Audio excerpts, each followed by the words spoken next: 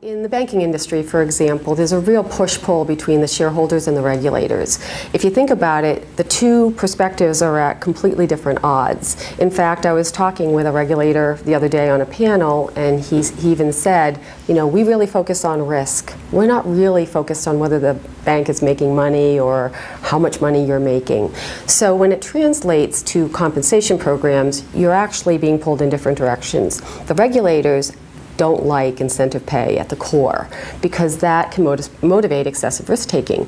So they have been prescribing, at least at the larger banks, some pay designs and policies that reflect their views. So for example, they don't like stock options.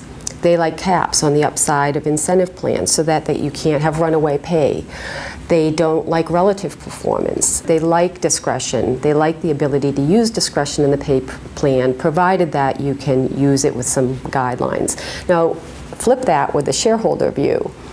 They want pay for performance. They want that leverage. They want that upside. They want to know that if you're high paid, you have high performance, and if you have low performance, you'll be low paid. So they're okay with the leverage. They like relative performance. If you think about ISS and you think of how our companies compare, they're actually compared on a performance basis and a pay basis. So they're okay with relative performance.